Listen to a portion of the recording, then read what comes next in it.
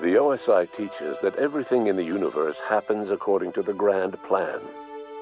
But the stranger that arrived in Halcyon was an unplanned variable. From the moment he landed in Emerald Vale, his actions altered the course of history. The events on Tartarus brought about the end of the board's authority. But the board's mistakes would haunt the colony for decades to come. The damage they left behind would require the work of a generation to repair. Dr. Phineas Wells began reviving a handful of the Hope's colonists, engineers, scientists, technicians, and intellectuals. They were among the brightest minds the Earth had ever sent out into the stars. The Hope scientists and engineers woke up in a colony descending headlong into total collapse. With no way to return to Earth, they had no choice but to band together and devote themselves to the cause of saving Halcyon. The people of Halcyon were nothing if not hardy. In the absence of the board's authority, many of the colony's settlements banded together with a single purpose in mind: survival. Life was especially hard in the years to come. Some towns dissolved by attrition and starvation, but most of them found a way to carry on. In the years to come, Halcyon was forced to reckon with its newfound freedom. The board was gone, and for better or worse, the colony was responsible for its own destiny. Sanjar's civil liberties and worker-centric policies were slow to catch on with the other corporations. But as Halcyon began its long, arduous journey toward recovery, many of Terra 2's smaller townships started adopting MSI's alternative corporate structure, and eventually became entirely self-sufficient. In the coming years, many of these townships managed to eke by, where otherwise they might have starved. Consumed by paranoia, Lilia Hagen took Sublight Salvage in a controversial direction, openly accusing board officials of an extraterrestrial conspiracy. One day, an accident at the Groundbreaker's docking bay silenced her forever. Time would tell if her replacement could keep the Sublight family together. The collapse of Edgewater left its workers bereft of any purpose in life. Most of them made their way to Adelaide McDevitt's camp, hoping to ingratiate themselves into her favor. Adelaide accepted only a few to her community. The rest were turned away and likely died of starvation. Nevertheless, Adelaide's camp grew into a well-established town. Adelaide McDevitt refused to cooperate with the ongoing effort to save Halcyon from collapse. A sympathetic deserter stole a copy of her research and delivered it to the Hope's scientists. It is unclear how useful Adelaide's research was. An optimistic estimate suggests her work may have bought Halcyon another few years of survival. Adelaide would never know. She died that winter. Under the leadership of Junlei Tennyson, the Groundbreaker held firm against corporate influence. The ship's mechanical stability gave Junlei the time to educate a promising generation of engineers schooled in her family's traditions. The future of the Groundbreaker looks promising. The rediscovery of the Hope and the abandonment of the lifetime employment program forced Byzantium to come to terms with some uncomfortable realities about the state of Halcyon. While Byzantines were reluctant to surrender the luxuries they'd grown accustomed to, the board's diminished authority gave them little choice in the matter. Nearly everyone had to learn to make do with less. Some even had to get jobs. It was a dark time indeed. Your influence shifted Ellie's perspective. She finally admitted, albeit grudgingly, that she just might need other people. Sometimes.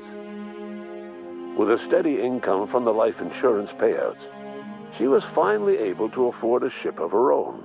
She hired a small crew and flew supply missions to communities on the fringe. Some of them were even legal. Life in Halcyon was sobering for Felix Millstone. The grand revolution he dreamed of never came. There was no great awakening for the colony, no celebrations in the streets. There was only the hard, desperate work of trying to repair a broken colony. Felix never had a head for numbers, but if there was labor to be done, he was there to help. Eventually, Felix realized that the work of a revolution was done with two hands. As much as he enjoyed his adventures aboard the Unreliable, the vicar, known as Max, eventually decided that it was time to move on, to live out the life he had sought so long to create. He knew there were many in the colony who carried burdens much worse than the ones he had struggled with, and he devoted himself to easing their suffering wherever he could. He only ever took up arms again to defend the defenseless. Unshackled from a lifetime of striving and fighting the universe and himself, Vicar Maximilian de Soto was finally at peace. Though Parvati eventually grew comfortable aboard the Unreliable, she never quite came out of her shell.